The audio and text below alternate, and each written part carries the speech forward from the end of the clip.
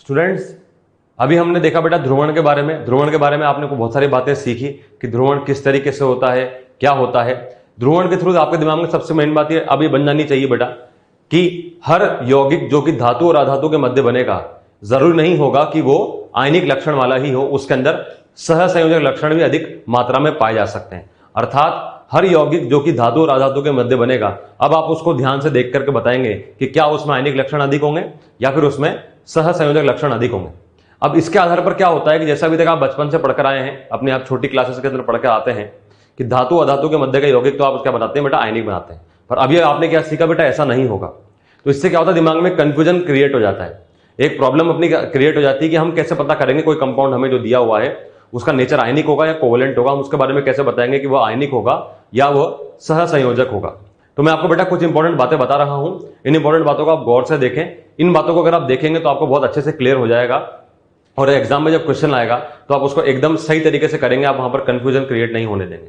सबसे पहली बात तो बेटा क्या है, देखें सबसे पहले तो आपको कुछ तत्वों पर ध्यान देना है। जैसे कि सबसे पहला जो अपन को ध्यान देना है, सबसे पहला पॉइंट जो है बेटा वो ये है कि यदि हमारे कोई कंपाउंड, यदि हमें कोई यौगिक सोडियम का, पोटेशियम का, रुबिडियम का, सीजियम का दिखाई दे, अथवा हमें सेकंड डे के अंदर से कैल्शियम का, स्ट्रोंशियम का और बेरियम का अगर हमें कोई यौगिक दिखाई देता है, तो बेटा सामान्यतः क्या होता है कि यदि हमें कोई यौगिक दिखाई दे रहा है सोडियम, पोटेशियम, रुबिडियम, सीजियम का या कैल्शियम, स्ट्रोंशियम, बेरियम का, तो इनके जो यौगिक होते हैं इनमें कैसे लक्षण पाए जाते हैं बेटा, इनके यौगिकों में आपको हमेशा आयनिक लक्षण ही मिलेंगे।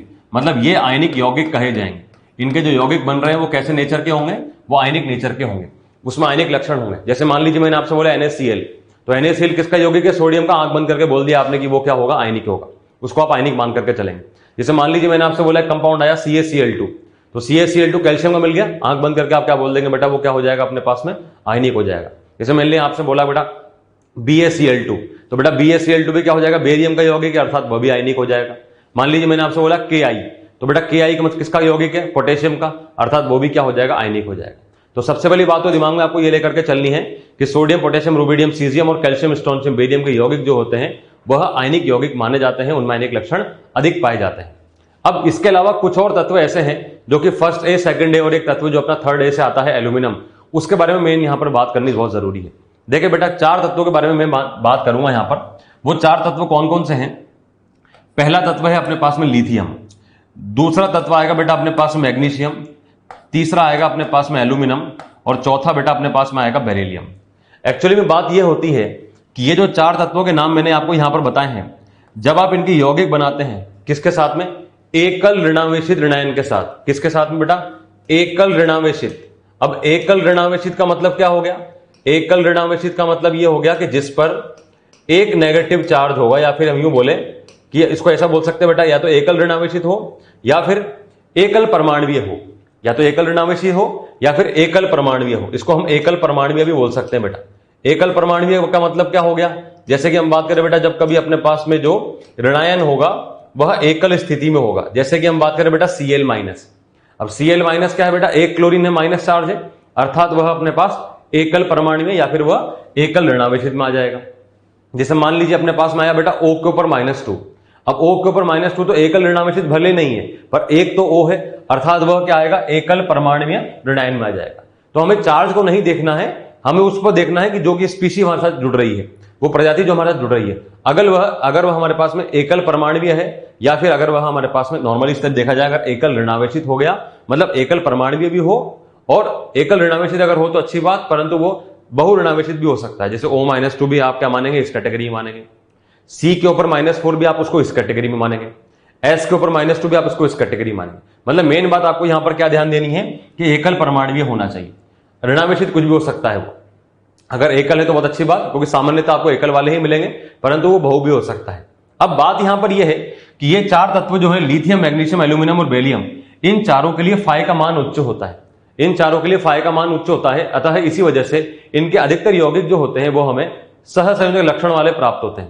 मतलब मैंने जैसा आपको बात बताई बेटा कि लिथियम, मैग्नीशियम, एल्यूमिनियम, बेरिलियम के अगर आपको एकल परमाणुीय ऋणायन के साथ में यौगिक दिखाई देते हैं तो सामान्यतः आप उनको क्या मान करके चलेंगे बेटा, आप उनको सहसंयोजक यौगिक मान करके चलेंगे। क्या मान के चलेंगे बेटा, आप उनको सहसंयोजक यौगिक मान करके चलेंगे। तो इनके अधिकतर यौगिक जो आपको प्राप्त होंगे उनके अंदर कैसे लक्षण मिलेंगे आपको? सहसंयोजक लक्षण मिलेंगे आपको। उसके पीछे कारण ये है कि इन चारों के लिए ही आप देख सकते हैं बेटा, चारों का ही आकार छोटा होगा, इनके जो धनायन बनेंगे उन पर आवेश अधिक होगा, जिसकी वजह से इनके फाई का मान अधिक हो जाएगा। इसी वजह से इनकी ध्रुवण क्षमता जो है बहुत अधिक हो जाएगी, और इसी वजह से इनके अधिकतर यौगिक जो होंगे वो सहसंयोजक लक्षण वाले आपको मिल जाएंगे। अब बात यहां पर यह कि क्या इनके सभी यौगिक ऐसे होते हैं? नहीं, इनके कुछ यौगिक ऐसे होते हैं जो कि एकल परमाणुीय ऋणायन वाले होते हैं, बट फिर भी वो आयनिक नेचर के होते हैं। तो उन यौगिकों को आपको याद रख के चलना है। अब वो यौगिक कौन कौन से मैं आपको एक एक करके बता रहा हूं बेटा, ध्यान से देखना। सबसे पहले हम यहां पर लिथियम, मैग्नीशियम, एल्यूमिनियम, बेरिलियम के बारे में एक एक के बात करेंगे। सबसे पहले हम यहां पर देखेंगे बेटा इसके कार्बाइडों के बारे में, इसके जो कार्बाइड्स होंगे वो। फिर हम यहां पर देखेंगे बेटा इनके ऑक्साइड्स के बारे में, इनके कुछ ऑक्साइड्स होंगे। फिर हम यहां पर देखेंगे बेटा इनके कुछ फ्लोराइड्स के बारे में, इनके कुछ फ्लोराइड्स होंगे। और लास्ट में देखेंगे बेटा हम इनके हाइड्राइड्स के बारे में, इनके कुछ हाइड्राइड्स होंगे। पहली बात तो कार्बाइड का मतलब कार्बन से यौगिक बनेगा, ऑक्साइड का मतलब ऑक्सीजन से यौगिक बनेगा, फ्लोराइड का मतलब फ्लोरीन से यौगिक बनेगा, और हाइड्राइड का मतलब हाइड्रोजन से यौगिक बनेगा। अब लिथियम की यदि बात करी जाए तो लिथियम के बहुत सारे कार्बाइड पाए जाते हैं, परंतु इसमें सबसे ज्यादा जो थर्मोडायनामिकली स्टेबल कंपाउंड होता है, जो सबसे ज्यादा स्थायी यौगिक बताया जाता है, उसका सूत्र होता है बेटा Li2C2। और भी बन सकते हैं, परंतु सबसे ज्यादा जो स्टेबल होता है, सबसे अधिक स्थायी जो है वो है Li2C2। इसके अलावा लिथियम का जो ऑक्साइड होता है बेटा, उसका सूत्र होता है Li2O। लिथियम का फ्लोराइड होता है बेटा LiF, और लिथियम का हाइड्राइड का सूत्र होता है LiH। तो बात यहां पर यह है कि लिथियम की यदि हम बात करें तो लिथियम का कार्बाइड भी आयनिक होगा, लिथियम का ऑक्साइड भी आयनिक होगा, लिथियम का फ्लोराइड भी आयनिक होगा, और लिथियम का हाइड्राइड भी आयनिक ही कहा जाएगा। मतलब ये चार यौगिक ऐसे हैं लिथियम के जो कि क्या होंगे, एकल के साथ में होने के बावजूद भी इनको क्या कहेंगे, हम आयनिक ही कहेंगे। नेक्स्ट बात करें बेटा मैग्नीशियम की। मैग्नीशियम का कार्बाइड का सूत्र होता है बेटा Mg2C3, इंपॉर्टेंट कंपाउंड है, इसके बारे में आगे चल के हम डिस्कस करेंगे। मैग्नीशियम का ऑक्साइड का सूत्र होता है बेटा MgO, ये भी आयनिक नेचर का होता है। मैग्नीशियम का फ्लोराइड का सूत्र होता है बेटा MgF2, ये भी आयनिक नेचर का होता है। परंतु मैग्नीशियम का हाइड्राइड को आप आयनिक के श्रेणी में नहीं रखेंगे। मतलब यदि मैग्नीशियम की बात करी जाए तो मैग्नीशियम का कार्बाइड आयनिक माना जाएगा, ऑक्साइड आयनिक माना जाएगा, फ्लोराइड आयनिक माना जाएगा, परंतु मैग्नीशियम का हाइड्राइड को आप आयनिक मान करके नहीं चलेंगे। जैसे मान लीजिए मैं आपसे बोलूं, आपके सामने यौगिक एक दिया जाए मैग्नीशियम क्लोराइड MgCl2, तो MgCl2 को आप आयनिक मानेंगे या सहसंयोजक मानेंगे?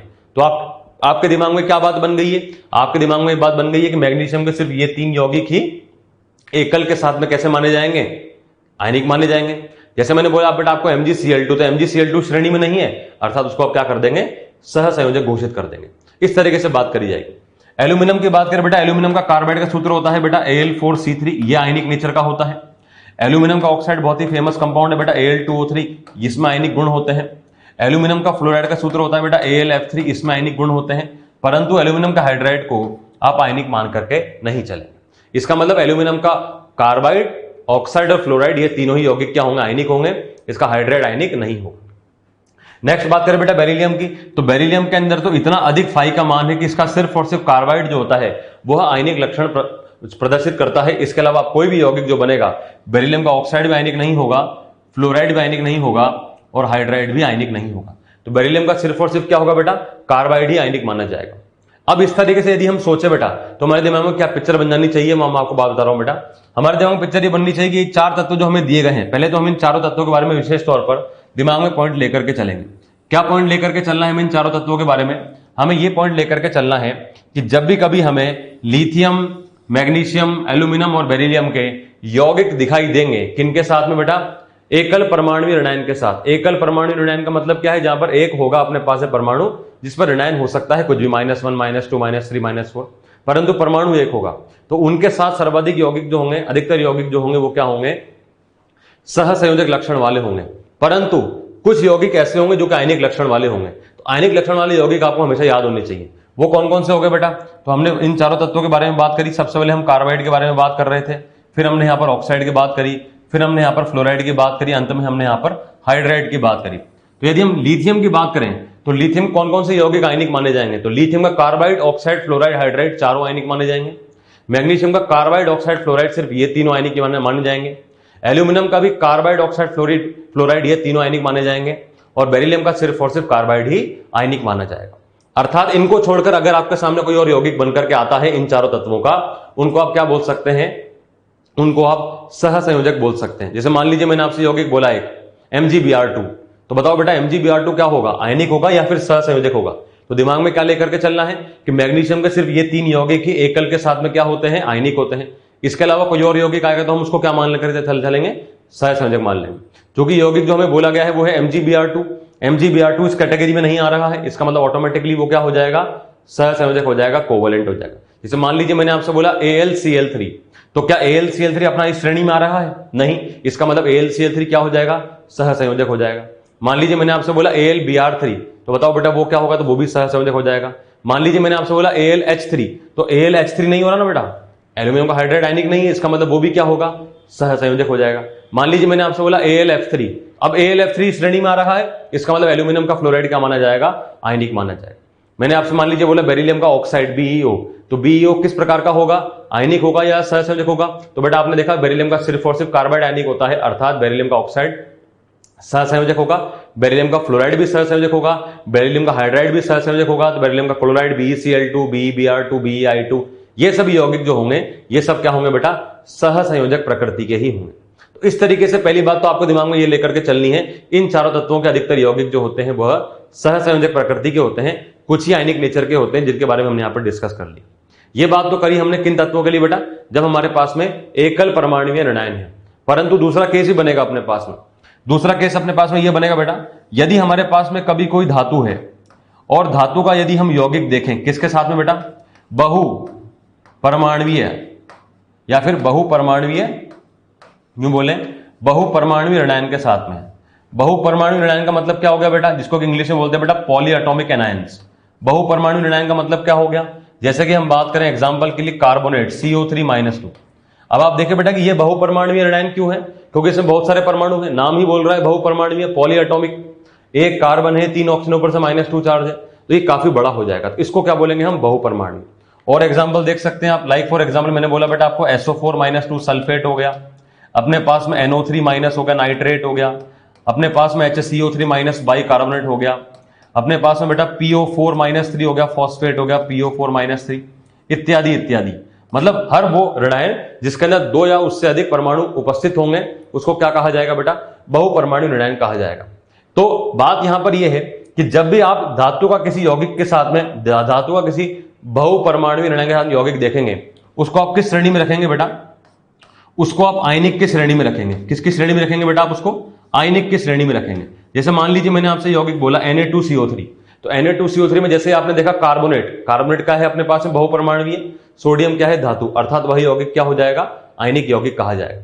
जैसे मान लीजिए मैंने आपसे बोला कि लिथियम सल्फेट Li2SO4, अब लिथियम सल्फेट में आप ये बात देखें बेटा कि भले ही लिथियम है परंतु ऋणायन जो है अब की बार वो अपने पास कौन है, बहुपरमाणु ऋणायन। और मैंने क्या बताया आपको कि धातु के साथ यदि बहुपरमाणु ऋणायन उपस्थित है तो आप उस यौगिक को क्या कहेंगे, आयनिक यौगिक ही कहेंगे।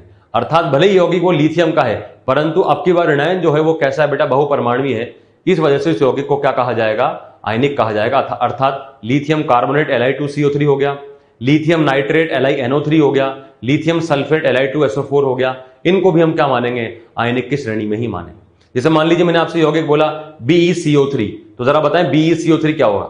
अब भले ही वो यौगिक बेरिलियम का है परंतु किसके साथ बन रहा है, कार्बोनेट के साथ बन रहा है। कार्बोनेट अपने पास में क्या है, बहुपरमाणु ऋणायन, इसका मतलब BeCO3 को आप क्या मान करके चलेंगे, आयनिक मान करके चलेंगे। जैसे मैं मान लीजिए मैंने आपसे बोला बेटा MgCO3, तो MgCO3 का नेचर कैसा होगा, आयनिक होगा या सहसंयोजक होगा। तो बेटा MgCO3 में आप Mg को ना देखें, CO3-2 को देखें, क्योंकि बहुपरमाणु ऋणायन आ गया। तो इसका मतलब क्या हो गया, वो यौगिक कैसा माना जाएगा, आयनिक यौगिक माना जाएगा। तो आपने बेटा 2 मेन बातें सीखी। पहली बात तो आपने सीखी किसके लिए, जब अपने पास में एकल परमाणु ऋणायन आ जाएगा तब आपको मेनली इन 4 तत्वों के बारे में ध्यान देके चलना है। दूसरा आपने देखा बेटा बहुपरमाणु ऋणायन के लिए तो धातु का यौगिक बहुपरमाणु के साथ तो आयनिक ही माना जाएगा, परंतु यदि एकल परमाणु आ जाता है तो आपको दिमाग में ऐसे लेकर के बात चलनी पड़ेगी। इस बात को यहां पर बताना बहुत जरूरी बेटा, इसलिए जैसा मैंने पहले आपको समझाया था कि प्रीवियस क्लासेस के अंदर अपनी जो आप ये बात सीखते हैं कि धातु अधातु के मध्य के यौगिक आप क्या मानकर चलते हैं, आयनिक मानकर चलते हैं। परंतु अब जैसे ही आप ध्रुवण का कॉन्सेप्ट सीख चुके हैं, अब आपको ये बात पता है कि ऐसा हर बार नहीं कहा जा सकता। इसलिए यदि एग्जाम में कोई सवाल आ जाता है तो आप कंफ्यूज हो सकते हैं कि आपको पता नहीं पड़ेगा कि उसके अंदर हम आयनिक मान करके चलें या फिर हम उसको सहसंयोजक मान कर चलें, क्योंकि यदि आप उसको आयनिक मानेंगे तो उत्तर अलग आ सकता है सहसंयोजक वाले से। इसलिए मैंने आपको जो बात बताई बेटा, जहां पर भी आप पढ़ाई करते हैं, जहां पर भी आपने आयनिक कंपाउंड के, आयनिक बॉन्ड के नोट्स बनाने शुरू किए हैं, वहां पर एक आप कागज में बढ़िया तरीके से इसको एक चार्ट के फॉर्म में बनाएं और चार्ट के फॉर्म में बना करके अच्छे से वहां पर चिपका लें। इससे क्या होगा कि जब भी कभी आप आयनिक बॉन्ड पढ़ने के लिए स्टार्ट करेंगे, सबसे पहले आप इसको देखेंगे। जब आप इसको देखेंगे तो आपके दिमाग में पिक्चर क्लियर होनी शुरू हो जाएगी कि हाँ, मुझे इन 4 तत्वों को इन बाकियों से अलग लेकर के चलना है। इनके बारे में मुझे यह सोच करके चलना है कि इनके अधिकतर यौगिक सहसंयोजक होते हैं, इनके तो सभी यौगिक जो होते हैं आयनिक होते हैं, इनके कुछ यौगिक जो आयनिक होते हैं वो हमें सर ने लिखवाए थे, और वो कौन कौन से हैं, वो ये यौगिक है। इसके अलावा बहुपरमाणु ऋणायन के लिए क्या होगा, ऐसे होगा। इससे क्या होगा बेटा, आपके दिमाग में शुरुआत से जब कॉन्सेप्ट दिमाग में बैठ जाएगा, तब आप ध्रुवण को और बाकी आयनिक यौगिकों को अलग अलग करके चल सकते हैं, जिससे कि जो आप गुणधर्म आयनिक कंपाउंड के अंदर पढ़ेंगे उनको अलग अलग करके समझने में, उनका आंसर को बताने में आप बहुत आसानी फील करेंगे। तो बेटा इसको चार्ट फॉर्म में बना करके चलें, और ये बात हुई हमारे पास में कुछ इंपॉर्टेंट पॉइंट्स के बारे में। नेक्स्ट देखिए बेटा, ध्रुवण के अनुप्रयोग।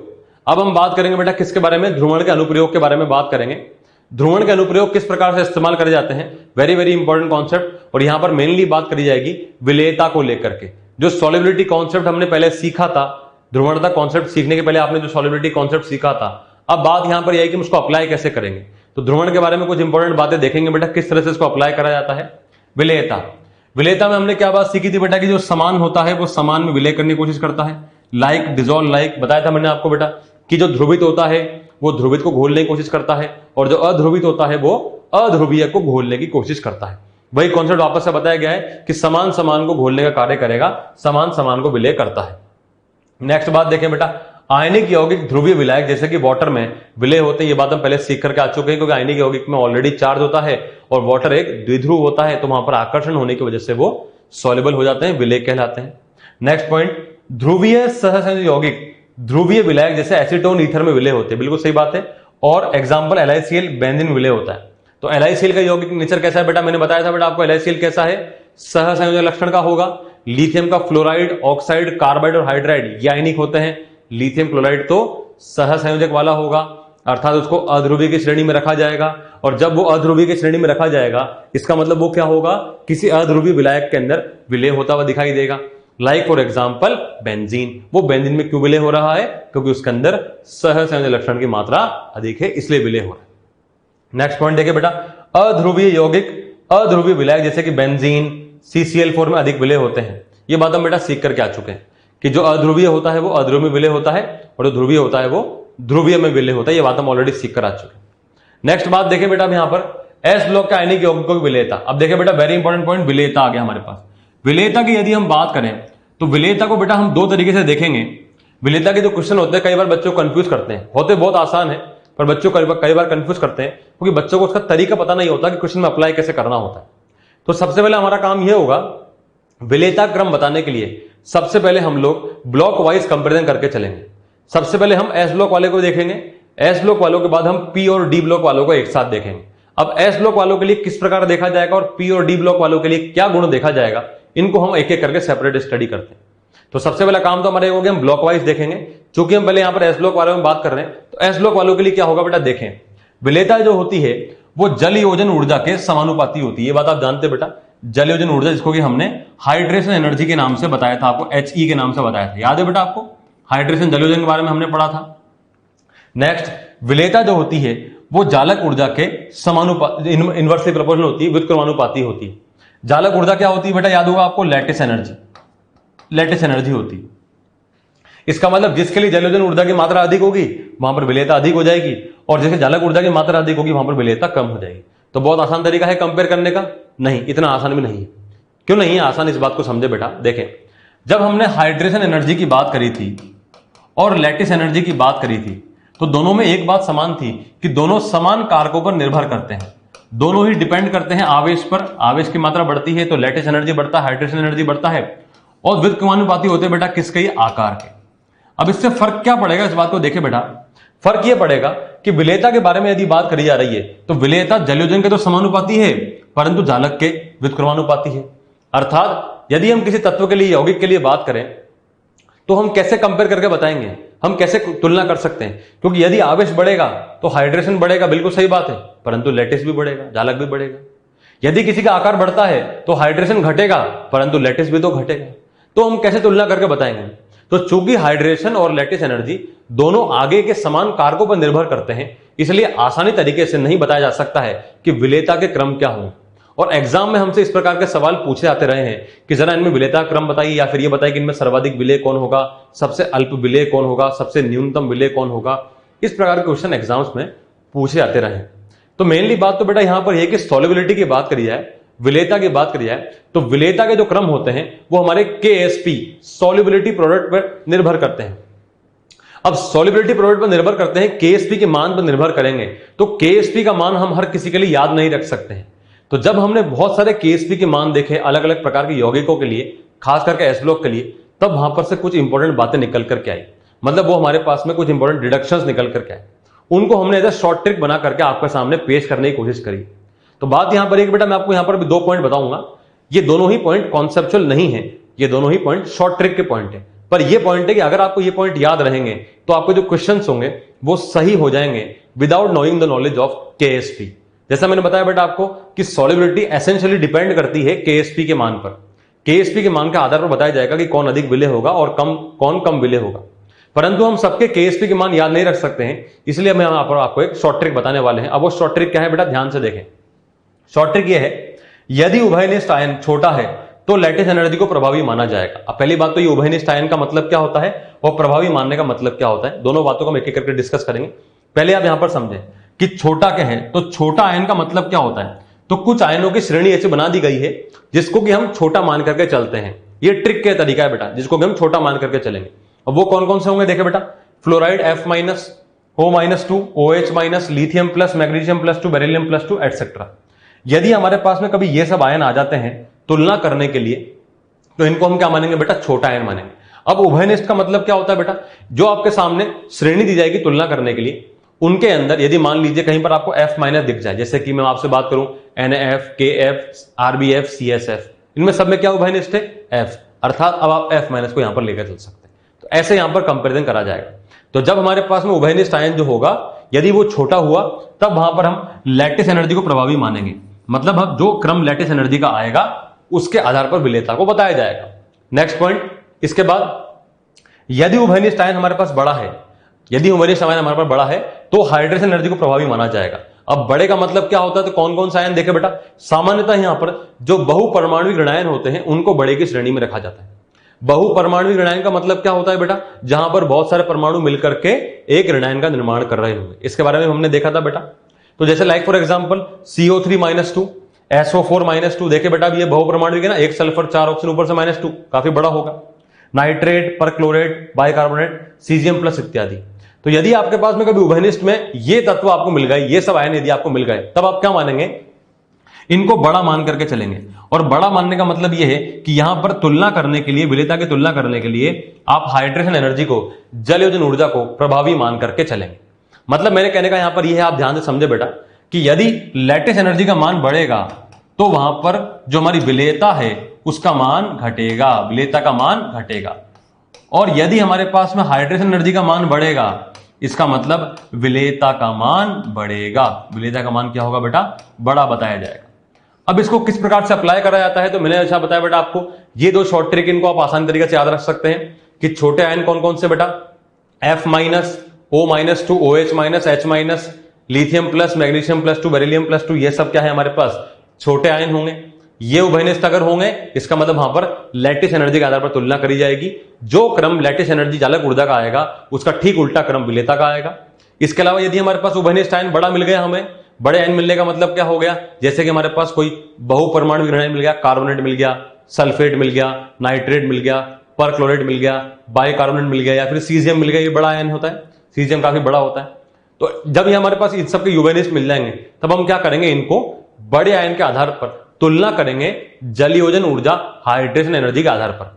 और यदि हाइड्रेशन एनर्जी का मान बढ़ेगा तो विलेयता बढ़ेगी, और हाइड्रेशन एनर्जी का मान घटेगा तो विलेयता घटेगी। अब इन दोनों पॉइंट को अप्लाई करते, किस तरह से अप्लाई करते बेटा, क्वेश्चन के फॉर्म में देखते हैं, आपको सभी बातें क्लियर होंगी। देखें, निम्नलिखित में विलेयता की तुलना कीजिए। हमारे पास में क्वेश्चन आया Li2O, Na2O, K2O, Rb2O, CH2। सबसे पहला काम क्या है बेटा, ये 2 क्वेश्चन आए हमारे पास में। सबसे पहला काम क्या है हमारे पास में, हम देखेंगे यहां पर कि हमारे पास उभयनिष्ठ आयन क्या है। उभयनिष्ठ का मतलब क्या है, कॉमन क्या है। देखें बेटा, कॉमन क्या दिख रहा है बेटा आपको, इसमें ये O दिख रहा है बेटा आपको कॉमन, सबके अंदर O कॉमन है। जी हां, सबके अंदर आपको O कॉमन दिखाई दे रहा है। एक्चुअली में ये क्या है अपने पास में, O जो होगा वो आयन के रूप में, ऋणायन के रूप में O-2 के रूप में होगा। तो हम ये बोल सकते हैं कि यहां पर हमारे पास में उभयनिष्ठ कौन मिल गया, O-2 मिल गया। अगला काम हमारा यह है कि हम ये सोचें कि O-2 हमारे पास छोटे में कैटेगरी में था या बड़े कैटेगरी में था। तो क्लियरली हमें बात जानते हैं कि O-2 को हमने छोटा आयन मान करके चले थे, या अर्थात ये छोटा आयन है। और जब कोई आयन छोटा होता है तब हम क्या देखते हैं बेटा वहां पर, तब हम देखते हैं वहां पर लैटिस एनर्जी, जालक ऊर्जा। अब अगला काम हमारा यह है कि हम जालक के आधार पर बताएंगे कि क्या विलेयता क्रम होगा। अब जालक किन पर निर्भर करती है, तो जालक निर्भर करती है आवेश पर, समानुपाती होती है और आकार के व्युत्क्रमानुपाती होती है। तो यहां पर देख लेते हैं बेटा, तो यहां पर हमने बात देखा, आवेश देखे बेटा, आवेश क्या होगा, +1 -2 +1 -2 +1 -2 +1 -2 +1 और -2। तो हमने ये बात बोली कि इन सबके अंदर क्या है, आवेश तो समान मिल गया। ठीक है, यदि हमें आवेश सबके अंदर समान मिल गया तो आगे क्या चेक करेंगे, हम त्रिज्या चेक करेंगे। ठीक है, त्रिज्या चेक कर लेते हैं। आवेश समान मिल गया, त्रिज्या चेक करी हमने किसकी, ऋणायन की। रेडियस चेक कर सकते, तो रेडियस हमें कोई भी बढ़ता हुआ दिखेगा, ऋणायन के देखें धनायन के देखें, बात तो एक ही है। तो यदि हमें रेडियस हम बढ़ता हुआ दिख रहा है तो बेटा देख सकते हैं रेडियस बढ़ेगा, लिथियम प्लस से बड़ा सोडियम प्लस होगा, सोडियम प्लस से बड़ा पोटेशियम प्लस, उससे बड़ा रूबिडियम प्लस, सबसे बड़ा सीजियम प्लस होगा। तो यदि रेडियस का मान लगातार बढ़ेगा अर्थात लैटिस एनर्जी का मान लगातार घटेगा, क्योंकि वो उसके व्युत्क्रमानुपाती होती है। और यदि लैटिस एनर्जी का मान घटेगा तब विलेयता का मान बढ़ेगा, तब विलेयता का मान बढ़ेगा। तो विलेयता क्रम क्या आएगा बेटा, इसके अंदर बढ़ता हुआ है। तो विलेयता की तुलना बोल रहा है ना हमारे पास, तो विलेयता क्रम क्या आएगा, ऐसा इंक्रीजिंग ऑर्डर ऐसा बता दिया जाएगा। तो इस प्रकार तुलना करें। अगला क्वेश्चन देखें, आपको और क्लियर होगा बेटा। CSF, CSCl, CSBr, CSI comparison करने के लिए सबसे पहला काम क्या है, उभयनिष्ठ को चेक करना। उभयनिष्ठ कौन मिला हमें, caesium plus caesium plus caesium plus caesium plus. तो हमने ये बात बोली कि इधर से इधर की ओर जा रहे हैं, हमको पहले सबसे पहले उभयनिष्ठ ढूंढना था। उभयनिष्ठ कौन मिल गया हमको, ये मिल गया हमको सीजियम प्लस। क्या सीजियम प्लस हमारे पास में छोटे में होगा या बड़े में होगा, तो बेटा मैंने बताया था आपको सीजियम प्लस काफी बड़ा है, हमारी कैटेगरी के हिसाब से ये बड़े की श्रेणी में आ रहा है। तो हमने क्या बोला बेटा कि ये हमारे पास में एक बड़ा आयन होगा, और जब ये बड़ा आयन होगा तब हम क्या देखेंगे बेटा, यहां पर हाइड्रेशन एनर्जी जल योजन को देखा जाएगा। अब जल योजन पर किस पर निर्भर करता है, वो भी आवेश पर निर्भर करेगा। तो सबसे पहला काम ये हम आवेश देखें, caesium plus chloride minus, caesium plus chloride minus, caesium plus bromide minus, caesium plus iodide minus.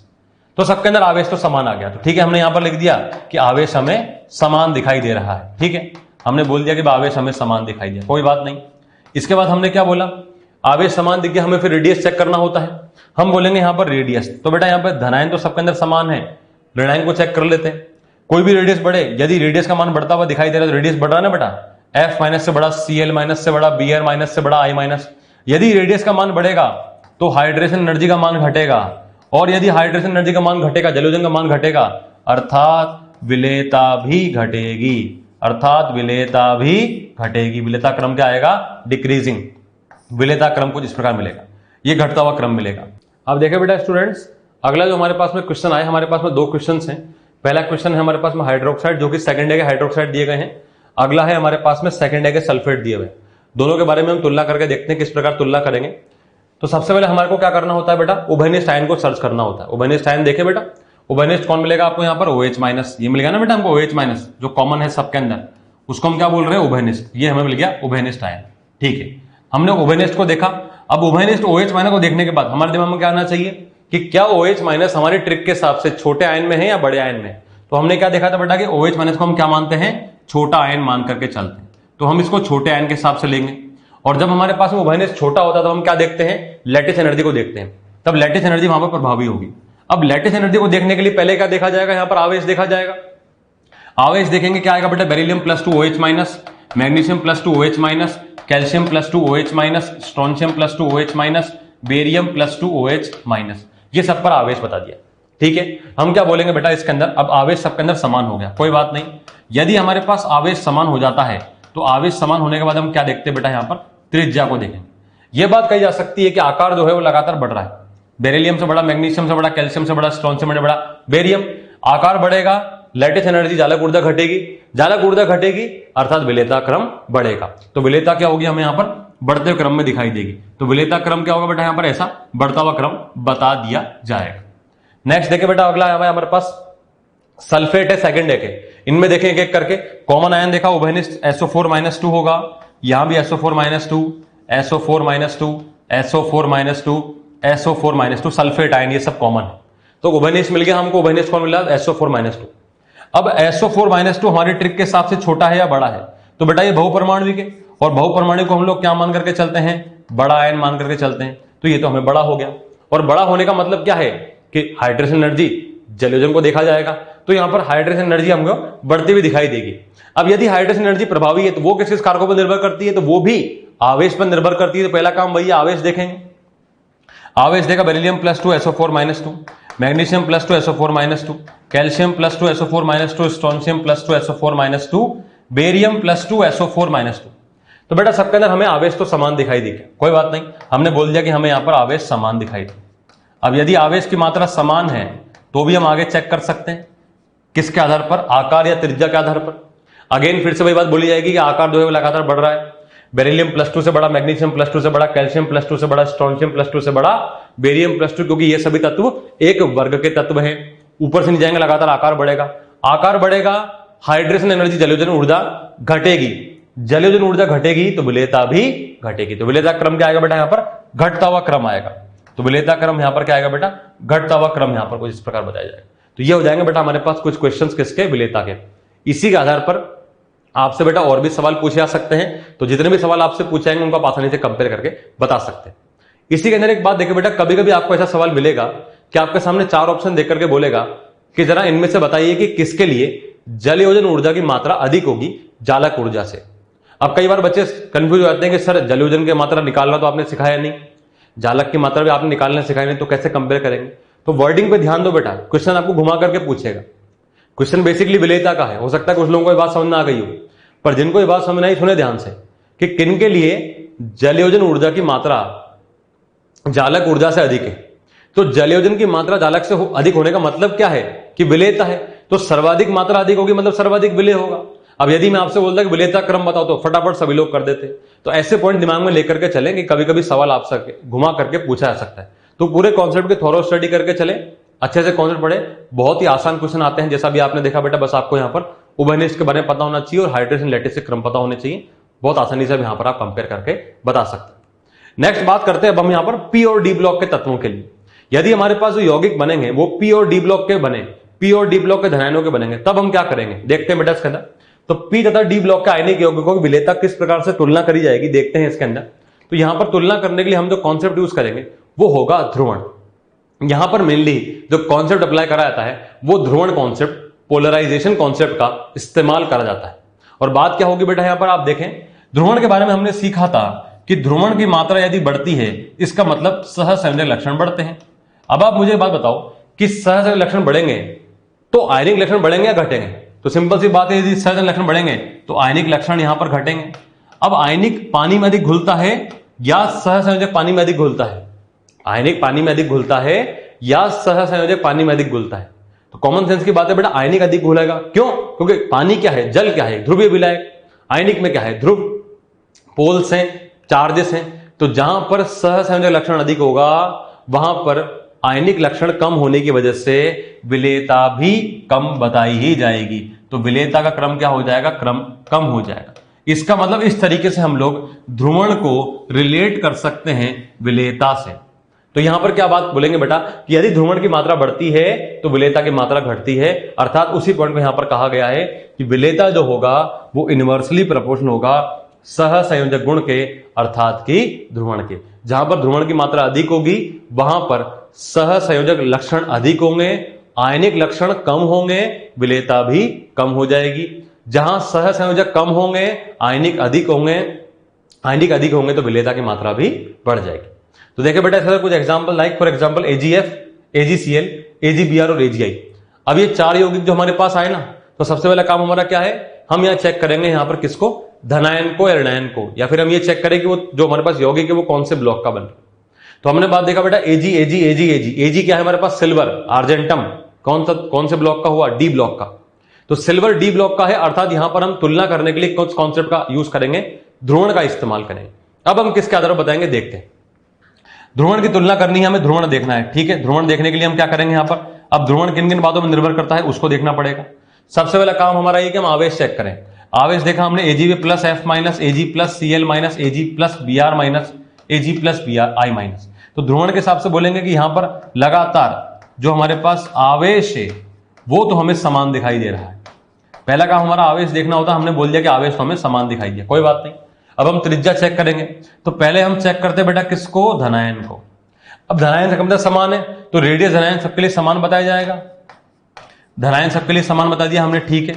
Next हम क्या चेक करते हैं बेटा, रेडियस किसका, ऋणायन का। ऋणायन के लिए हमने क्या बात सीखी थी कि जिस ऋणायन का आकार बड़ा होता है उसके लिए ध्रुवण की मात्रा अधिक होती है।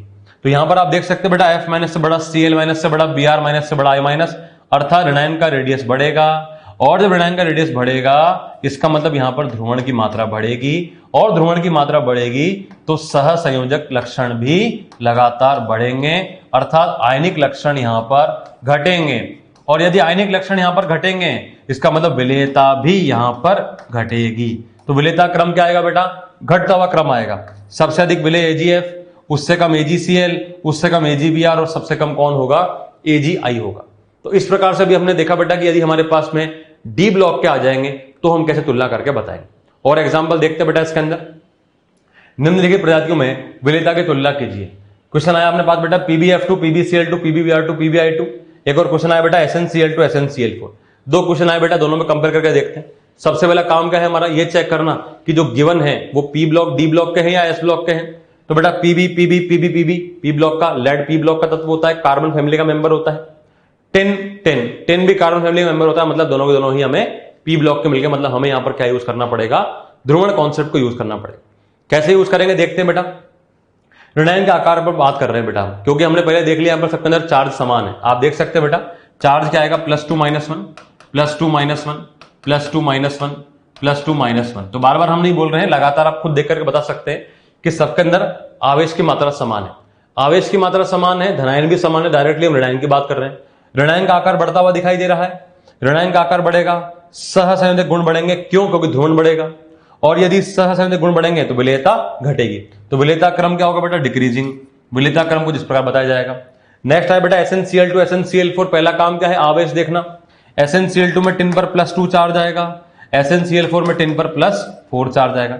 यहां तो बहुत ही आसान काम हो गया, आवेश लगातार बढ़ेगा, धनायन का आकार बढ़ रहा है, या फिर यू बोले धनायन का जो आवेश है बेटा वो बढ़ेगा। क्या बढ़ेगा बेटा, यहां पर धनायन का आवेश बढ़ता हुआ दिखेगा।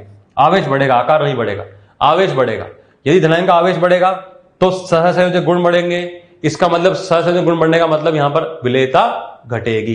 तो विलेयता क्रम क्या हो जाएगा, SnCl2 की अधिक SnCl4 से। तो SnCl2 अधिक विलेय होगा किससे, SnCl4 से। ध्यान देना बेटा, जितने भी क्रम हम लोग विलेयता के बारे में बात कर रहे हैं ये सब किस में है, जल में है। जल कैसा है, एक ध्रुवीय विलायक है। यदि आपको कोई अध्रुवीय विलायक दे दिया जाए तब क्या क्रम होगा, तब विलेयता के यही क्रम उल्टे हो जाएंगे। तो क्वेश्चन की वर्डिंग पे ध्यान देना।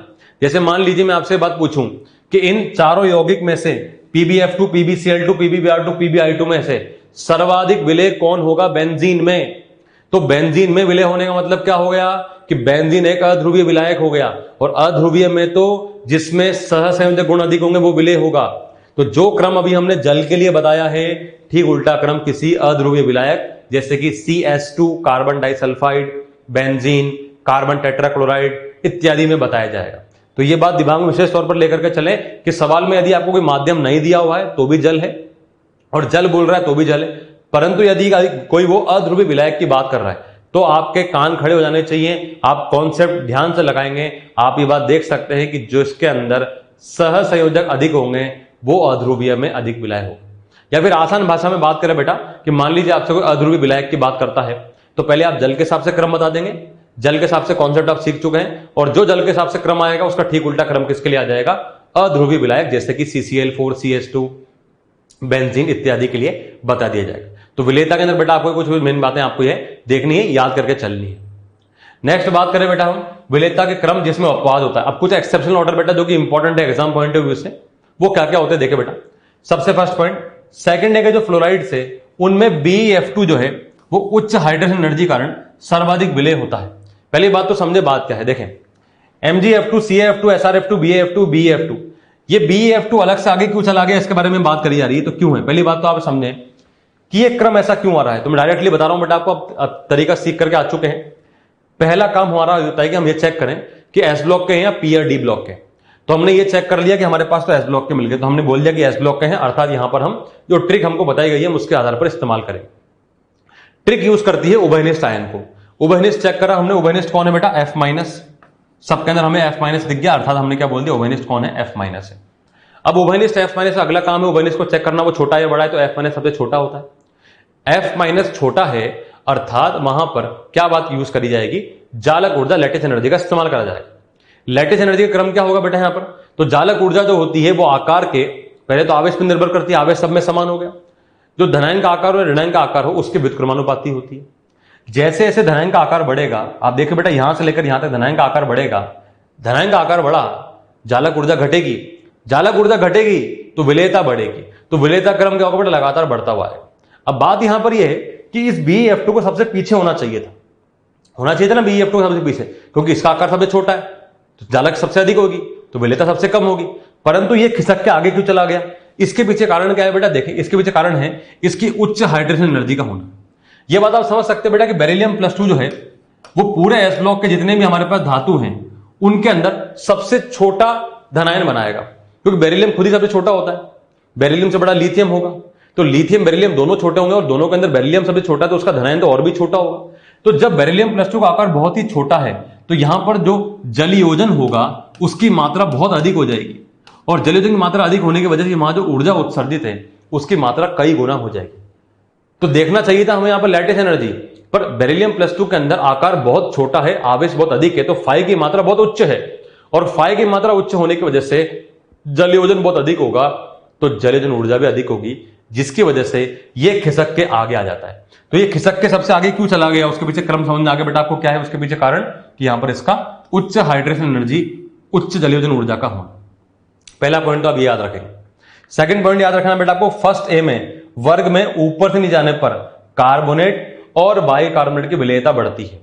अब फर्स्ट ए में कार्बोनेट और बाइकार्बोनेट की विलेयता बढ़ती है, इसको भी समझे बेटा आप। पहला काम हमारा क्या है, हम ये चेक करेंगे हमारा जो गिवन कंपाउंड है वो फर्स्ट ए मतलब एस ब्लॉक के है कि नहीं, तो बोल ही रहा है फर्स्ट ए के है, ठीक है।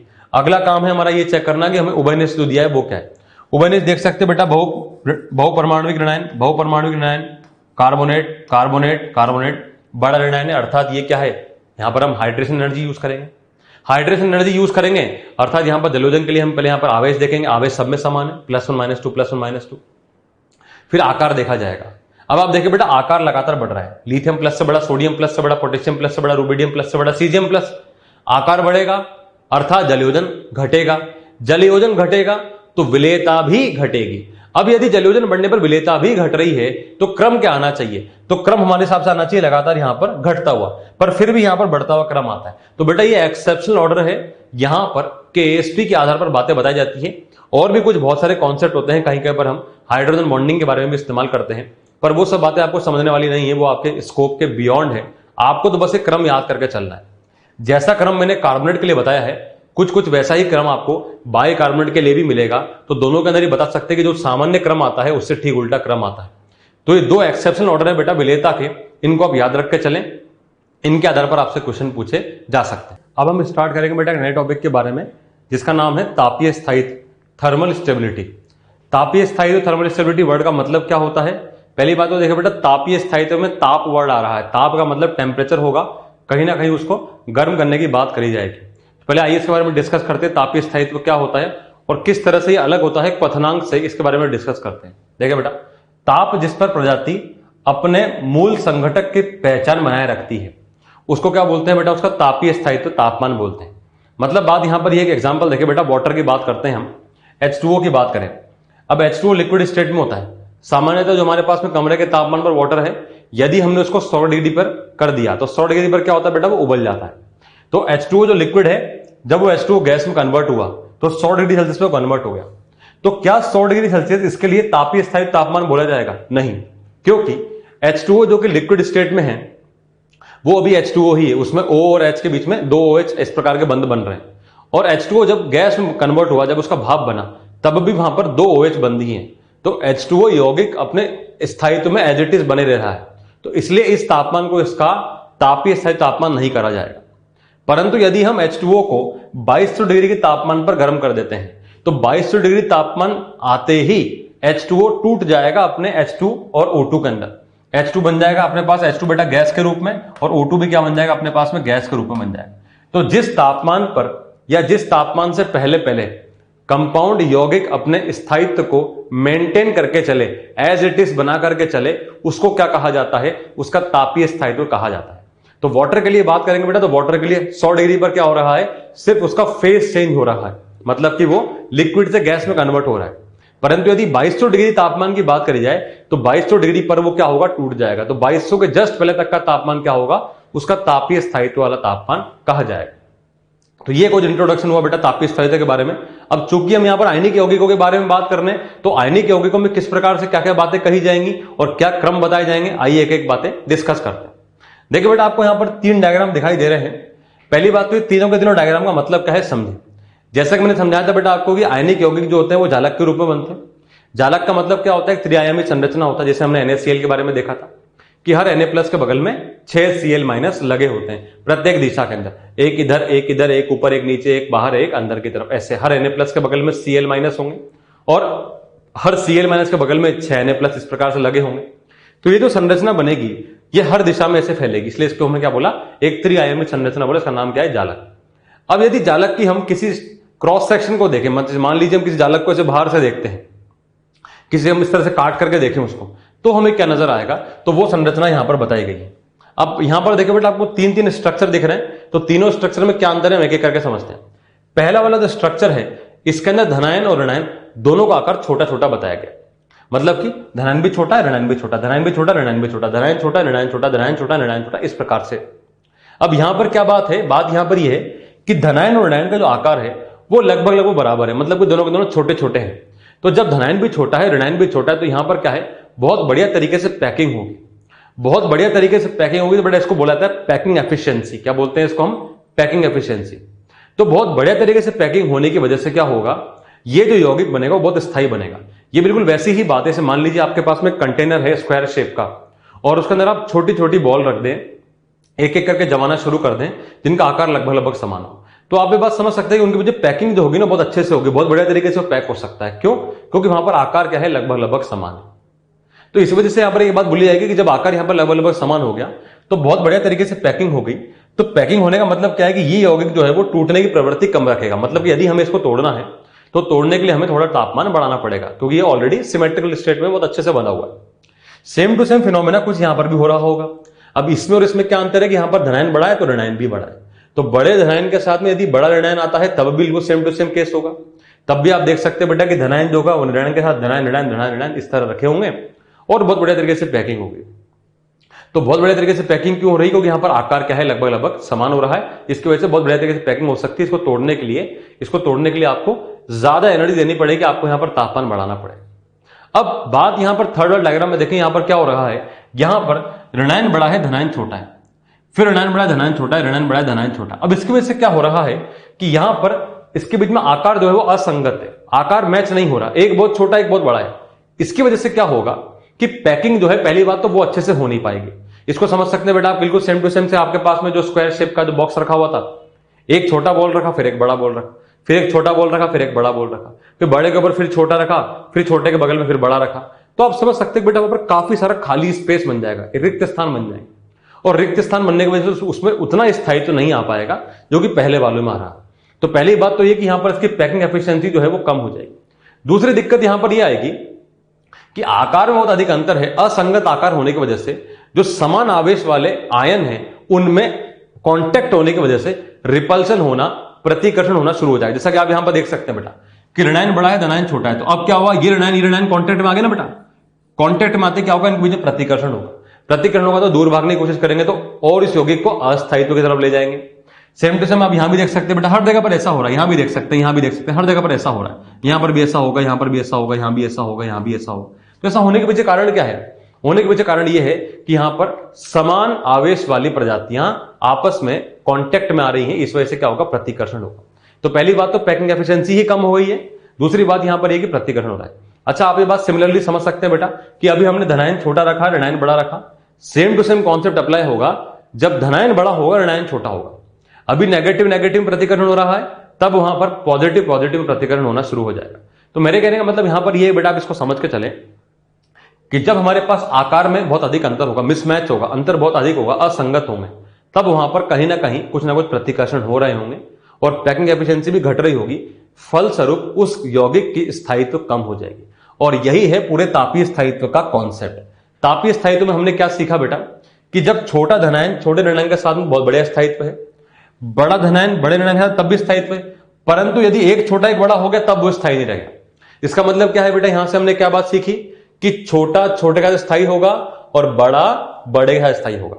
छोटा आयन छोटे ऋणायन के साथ में बहुत बढ़िया स्थायी होगा, छोटा आयन बड़ा आयन बड़े ऋणायन के साथ में बहुत बढ़िया स्थायी होगा, परंतु छोटा आयन छोटा धनायन बड़े ऋणायन के साथ या बड़ा धनायन छोटे ऋणायन के साथ में स्थायी नहीं होगा। और इसी कॉन्सेप्ट को हम लेकर के चलेंगे। इसी कॉन्सेप्ट के आधार पर बताएंगे कि जब हमारे पास में बड़े बड़े ऋणायन होंगे तो जिस धनायन का आकार बड़ा होगा वो उसके साथ स्थायी होगा। जब हमारे पास में छोटे छोटे ऋणायन होंगे तो जिस धनायन का आकार छोटा होगा वो उसके हिसाब से सबसे सर्वाधिक स्थायी बताया जाएगा। तो बेटा मेन बात आपको याद रखनी है यही कि छोटा छोटे का स्थायी होता है और बड़ा बड़े का स्थायी होता है। इसी कॉन्सेप्ट को आप लेकर के चले। तो तीन मेन बातें आपने सीखी। वो क्या बात सीखी, देखे बेटा कि छोटा धनायन छोटे ऋणायन का स्थायी होता है, फर्स्ट पॉइंट। बड़ा धनायन बड़े ऋणायन का स्थायी होता है, सेकंड पॉइंट। छोटा आयन बड़े आयन के साथ में अस्थायी होता है। तो छोटा छोटे के साथ और बड़ा बड़े का स्थायी होता है, छोटा बड़े के साथ या बड़ा छोटे का स्थायी नहीं होता है। इस लाइन को आप समझ के चले, कॉन्सेप्ट को लेकर के चले। नेक्स्ट बात देखें बेटा, आयनिक यौगिक जिसमें बहुपरमाणु ऋणायन उपस्थित हो उसका तापीय स्थायित्व क्या होगा। अब पहली बात तो बेटा बहुपरमाणु ऋणायन को किस कैटेगरी में लेकर के चलेंगे।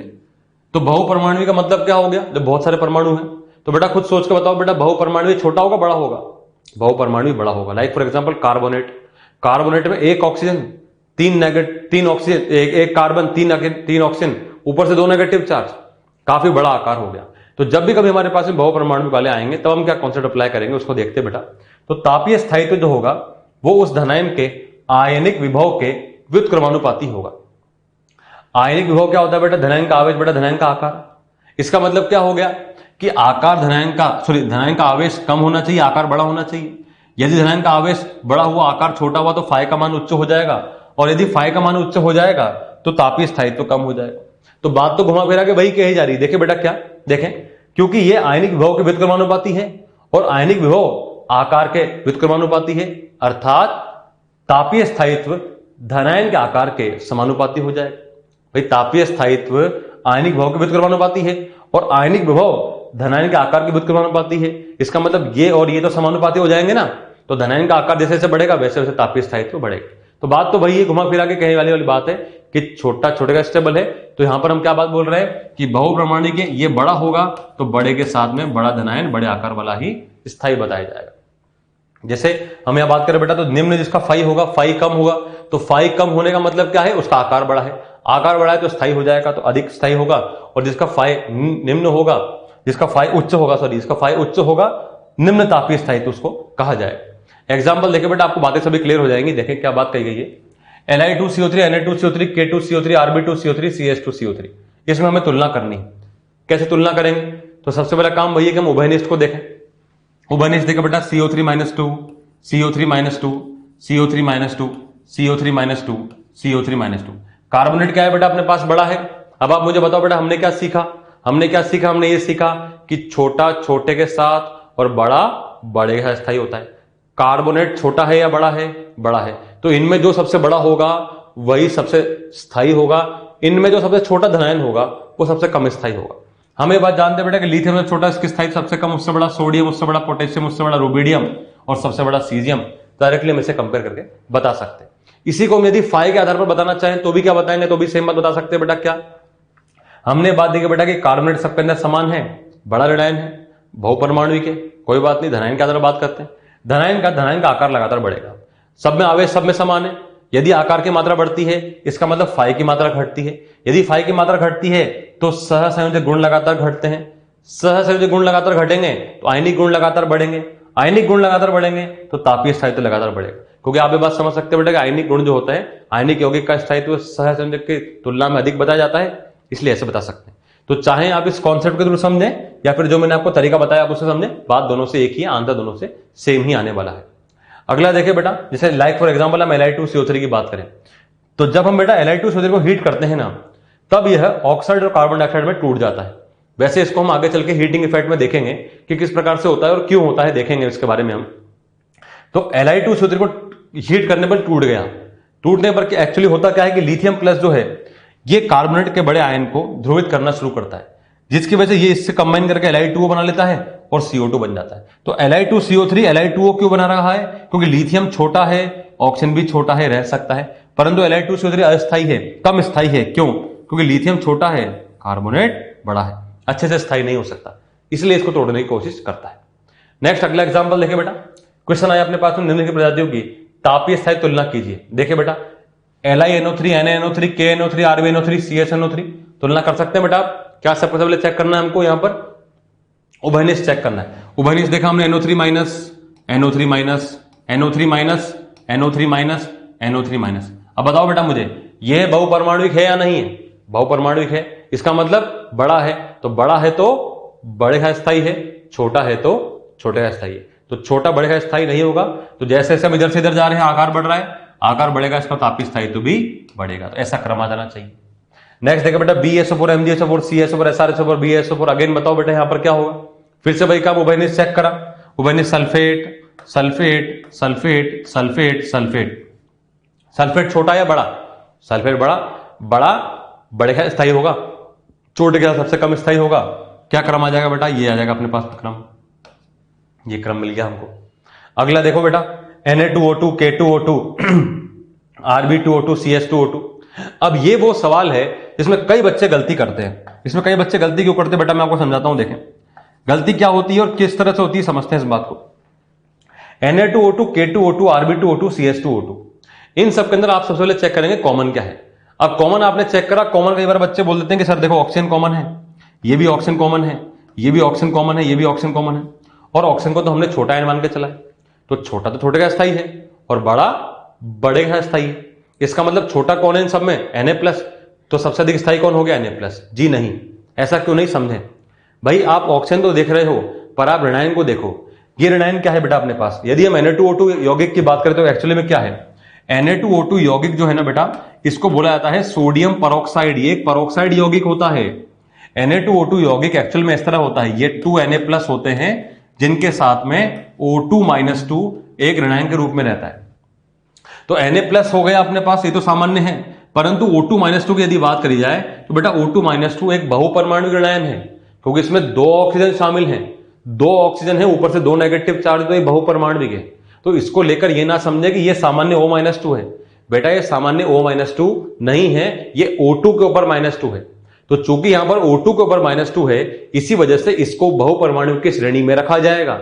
और बहुपरमाणु की श्रेणी में रखने का मतलब क्या है? अगेन उसको बड़ा माना जाएगा, तो बड़ा बड़े के साथ ही स्थायी होगा।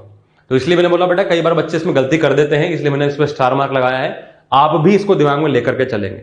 यदि ऐसा भी हमने बेटा यहां पर बोला आपके सामने परऑक्साइड, मान लीजिए मैं आपसे सुपर ऑक्साइड बोलता। सुपर ऑक्साइड का मतलब क्या होता है? 2 O पे 1 नेगेटिव चार्ज। तो जब वो सुपर ऑक्साइड का निर्माण करता है तब क्या बात कही जा सकती है? तब भी बिल्कुल सेम टू सेम बात कहेंगे कि जब 2 ऑक्सीजन पे 1 नेगेटिव है तब भी वो बहुपरमाणुविक होगा और तब भी वो बड़े के साथ ही स्थायी होगा। हाँ, यदि वो सामान्य O के ऊपर -2 होता, 1 ऊपर -2 होता, तब आप बोल देते कि सर वो छोटा है तो छोटा स्थायी हो, तब हम उस बात को मान सकते हैं। तो वापस क्वेश्चन पर आते हैं बेटा। तो हमने यहां पर देखा हमें कौन मिल गया बेटा? O2-2। O2-2 क्या है बेटा? परऑक्साइड।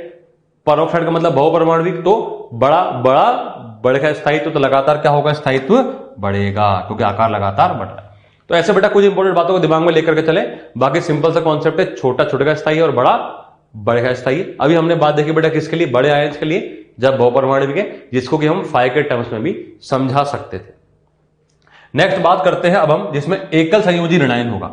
अब एकल संयोजी का मतलब क्या होगा? जब सिंगल, जैसे कि मैंने बताया बेटा आपको, एक O के ऊपर -2 आ गया, F के ऊपर माइनस आ गया, और O के ऊपर -2 आ गया अपने पास, H के ऊपर माइनस आ गया, ये सब, इन सबको हम क्या मान के चलेंगे बेटा? हम क्या मान के चलेंगे? एकल संयोजी।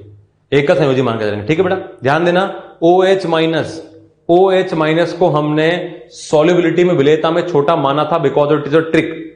OH माइनस छोटा नहीं है भाई, OH माइनस एक बहुपरमाणुविक ऋणायन है। तो OH माइनस को आप बहुपरमाणुविक में लेकर के चलेंगे। OH माइनस को छोटा माना जाएगा विलेयता में, ना कि तापीय स्थायित्व में, ठीक है। यहां तक बात क्लियर? आगे बढ़ते हैं। देखिए बेटा, तो आयनिक यौगिक जिसमें एकल संयोजी ऋणायन है उसका तापीय स्थायित्व क्रम क्या होगा उसको देखकर चलते बेटा। तो यदि किसी वर्ग की बात करी जाए, दो प्रकार देखेंगे बेटा, वर्ग में देखेंगे, आवर्त में देखेंगे। वर्ग में जो तापीय स्थायित्व है वो समानुपाती है जालक ऊर्जा के, मतलब कि लैटिस एनर्जी के। और यदि किसी आवर्त की बात करी जाए तो तापीय स्थायित्व समानुपाती होगा डेल्टा ईएन के। डेल्टा ईएन बढ़ेगा, तापीय स्थायित्व बढ़ेगा। क्यों? क्योंकि डेल्टा ईएन का मान बढ़ने पर आपको पता है बेटा आयनिक लक्षण बढ़ते हैं। आप ये बस सीख कर आए थे पीरियोडिक टेबल में, हैनी और स्मिथ समीकरण आपने सीखा था। वहां पर आपने सीखा था कि जैसे डेल्टा ईएन का मान बढ़ता है प्रतिशत आयनिक गुण बढ़ते हैं।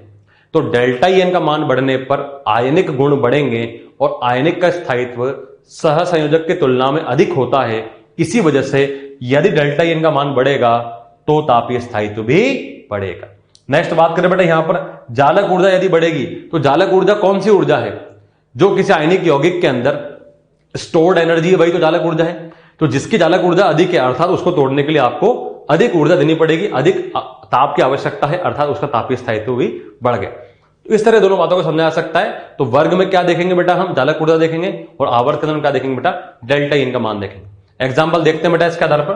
क्वेश्चन आया हमारे पास में, निम्नलिखित क्रम में तापीय स्थायित्व की तुलना कीजिए। चलिए तुलना करते हैं बेटा। तो पहला काम क्या है बेटा हमारे पास, छोटे को देखना, हम सॉरी कॉमन को देखना। कॉमन देखा बेटा हमने F minus F minus F minus F minus और F माइनस। तुलना कर सकते हैं इसके आधार पर। तुलना कैसे करेंगे? तुलना कैसे करेंगे बेटा? इसके आधार पर हम आकार के आधार पर तुलना कर सकते हैं। अभी अभी हमने देखा कि चूंकि यहां पर उभयनिष्ठ है और वो कौन है, एकल है, एकल परमाणु है, तो हम क्या देख सकते हैं बेटा, यहां पर जालक ऊर्जा देख सकते हैं। ऊपर से नीचे की ओर जाएंगे, देख सकते हैं बेटा, इधर से इधर की ओर गए, हम क्या बोल सकते हैं बेटा, सब में आवेश समान है। ऊपर से नीचे की ओर जाएंगे, लगातार रेडियस त्रिज्या का मान बढ़ेगा। त्रिज्या का मान बढ़ेगा तो लैटिस एनर्जी का मान घटेगा, जालक ऊर्जा का मान घटेगा। इसका मतलब जो तापीय स्थायित्व है अपना, उसकी मात्रा भी लगातार घटेगी। तो घटता हुआ क्रम आना चाहिए। मानते हैं इस बात को? तो घटता हुआ क्रम बताएंगे। अब हमने क्या बात सीखी थी, हम उस बात को अप्लाई करते हैं। हमने क्या सीखा था कि छोटा छोटे का स्थायी होता है, बड़ा बड़े का स्थायी होता है। बताओ बेटा, एफ माने छोटा होगा नहीं होगा? एफ माने छोटा, सबसे छोटा कौन? Lithium plus. तो छोटा छोटे का स्थायी, तो जो छोटा होगा उसका स्थायी तो सर्वाधिक, जितना बड़ा होगा उसका स्थायी तो उतना ही कम हो जाएगा। तो क्रम क्या आना चाहिए उस कॉन्सेप्ट के हिसाब से? घटता हुआ। तो देखो बेटा बात तो वही आ गई, कॉन्सेप्ट के हिसाब से हमने वही बताया, क्योंकि वो भी एक्चुअल में कॉन्सेप्ट ही है, बस बात को कहने का तरीका यहां पर अलग हो गया। नेक्स्ट देखा बेटा हमने LiH NaH KH RBH CSH, again फिर से सेम बात, उभयनिष्ठ चेक करा, H minus H minus H minus H minus H minus. फिर से इधर की ओर गए, हमने देखा बेटा उभयनिष्ठ कौन है हमारे पास में, एकल परमाणु है। एकल परमाणु भी हमारे पास उभयनिष्ठ है, अर्थात वहां पर हम क्या करेंगे, वर्ग के आधार पर रेडियस देखेंगे, रेडियस बढ़ेगा, लैटिस यानी जालक ऊर्जा घटेगा, जालक ऊर्जा घटेगा अर्थात तापीय स्थायित्व भी लगातार घटेगा। ठीक है, तो तापीय स्थायित्व क्रम लगातार घटता है। हमारे कॉन्सेप्ट के हिसाब से जो हमने सीखा था कि छोटा छोटे के साथ स्थायी है और छोटा बड़े के साथ में उतना ही कम स्थायी है। आप देख सकते हैं बेटा H माइनस को हमने छोटा मान करके चले थे, तो लिथियम प्लस छोटा तो छोटा स्थायी, इसका मतलब लगातार यहां पर भी घटता हुआ क्रम आएगा। तो बात फिर से वही है, इसी प्रकार से क्रम बता दिया जाएगा। एक और क्वेश्चन देखे बेटा, जैसे NaCl MgCl2 AlCl3 SiCl4। अब आप यहां पर देख सकते हैं बेटा कि ये सब के सब क्या है, एक आवर्त के तत्व हैं, और आवर्त में आपको मालूम है लगातार इलेक्ट्रोनेगेटिविटी बढ़ती है। अगर लगातार इलेक्ट्रोनेगेटिविटी बढ़ेगी तो इलेक्ट्रोनेगेटिविटी का अंतर डेल्टा ईएन घटेगा, डेल्टा ईएन का मान घटेगा। क्यों? आप देख सकते हैं बेटा सोडियम की इलेक्ट्रोनेगेटिविटी 0.9, क्लोरीन की इलेक्ट्रोनेगेटिविटी 3.0। मैं बता रहा हूं बेटा आपको, देखना, सोडियम की इलेक्ट्रोनेगेटिविटी 0.9, क्लोरीन की इलेक्ट्रोनेगेटिविटी 3.0, मैग्नीशियम की 1.2, क्लोरीन की 3.0, एल्यूमिनियम की 1.5, क्लोरीन की 3.0, सिलिकॉन की 1.8, क्लोरीन की 3.0। अगर आप यहां पर अंतर निकालते हैं, अगर हम डेल्टा ईएन का मान निकालेंगे तो ये कितना आएगा, 3 माइनस 0.9 2.1, 3 माइनस 1.2 1.8, 3 माइनस 1.5 1.5, 3 माइनस 1.8 1.2। तो आप देख सकते हैं बेटा लगातार डेल्टा ईएन का मान घट रहा है। तो डेल्टा ईएन का मान घटेगा अर्थात तापीय स्थायित्व भी घटेगा। तो क्रम क्या आ जाएगा बेटा, वापस से कुछ इस प्रकार से क्रम बता दिया जाए। आप इसको बेटा चाहे तो सहसंयोजक से भी जोड़ करके देख सकते हैं कि SiCl4 में सर्वाधिक चार्ज है, अर्थात यहां पर सबसे अधिक सहसंयोजक होगा, अर्थात इसके अंदर सबसे कम आयनिक होंगे तो सबसे कम स्थायी होगा। NaCl में सबसे कम आवेश है, इसका मतलब यहां पर सबसे कम ध्रुवण होगा, सबसे कम ध्रुवण होगा तो सबसे कम सहसंयोजक होगा, सबसे कम सहसंयोजक मतलब सबसे अधिक आयनिक, इसलिए वजह से यहां पर इसके अंदर तापीय स्थायित्व सर्वाधिक होगा। तो बेटा हम चाहे तो किसी भी तरह से लेकर के चलें, बात सारी एक बात ही कहती है। इस तरह से हम तापीय स्थायित्व को लेकर के चल सकते हैं, इस आधार पर हम क्वेश्चन को कंपेयर करके बता सकते हैं।